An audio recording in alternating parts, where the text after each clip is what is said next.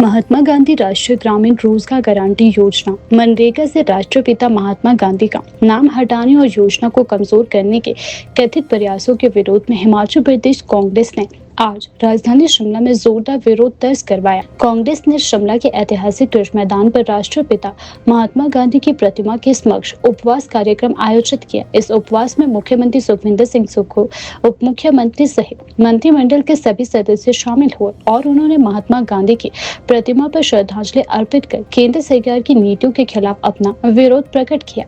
कांग्रेस नेताओं ने इसे केवल एक योजना का नाम बदलने का मुद्दा नहीं, बल्कि राष्ट्रपिता के सम्मान और ग्रामीण गरीबों के अधिकारों से जुड़ा विषय बताया। प्रदेश कांग्रेस कमेटी द्वारा आयोजित यह उपवास कार्यक्रम सुबह 10 बजे से शुरू होकर दोपहर 1 बजे तक चला। रिज मैदान पर आयोजित इस कार्यक्रम में बड़ी संख्या में कांग्रेस कार्यकर्ता, अग्रणी संगठन, नगर निगम पार्षद, पार्टी पदाधिकारी और विभिन्न जिलों के पहुंचे प्रतिनिधि मौजूद रहे। इस कार्यक्रम में अखिल भारतीय कांग्रेस कार्य समिति के सदस्य एवं हिमाचल प्रदेश के प्रभारी सांसद रजनी पाटिल विशेष रूप से उपस्थित रही। उन्होंने उपवास स्थल पर पहुंचकर कांग्रेस नेतृत्व और कार्यकर्ताओं का मनोबल बढ़ाया तथा केंद्र सरकार की नीतियों पर तीखा हमला बोला। कांग्रेस नेताओं का कहना है कि केंद्र सरकार द्वारा महात्मा गांधी राष्ट्रीय ग्रामीण रोजगार गारंटी योजना मनरेगा का नाम बदलकर कथित तौर पर जी राम जी करने और इसके मूल स्वरूप में बदलाव की कोशिश की जा रही है। कांग्रेस ने इसे सीधे तौर पर महात्मा गांधी के नाम और विचारधारा पर हमला बताया है। प्रदेश कांग्रेस ने आरोप लगाया कि केंद्र सरकार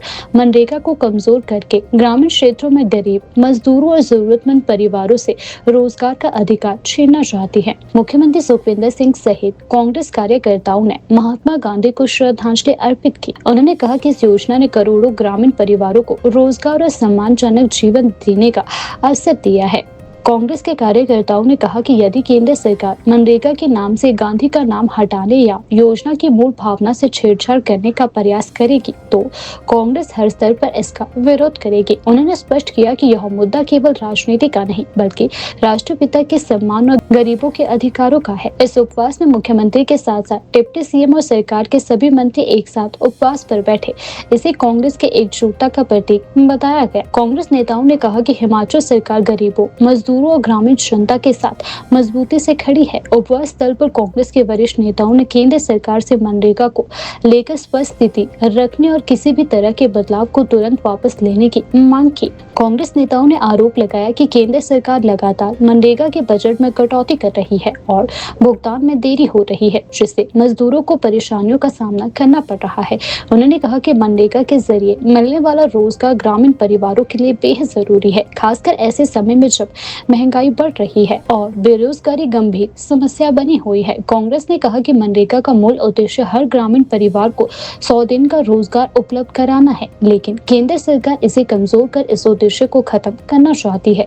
शिमला के रिज मैदान पर आयोजित यह उपवास कार्यक्रम न केवल राजनीतिक दृष्टि से महत्वपूर्ण रहा, बल्कि कांग्रेस ने इसे गांधी विचारधारा की रक्षा और ग्रामीण गरीबों के अधिकारों की लड़ाई का प्रतीक बताया। कार्यक्रम के दौरान कई नेताओं ने महात्मा गांधी के विचारों का उल्लेख करते हुए कहा कि गांधी का नाम देश के आत्मा से जुड़ा है और उनके नाम को किसी योजना से हटाना देश की मूल भावना के खिलाफ है।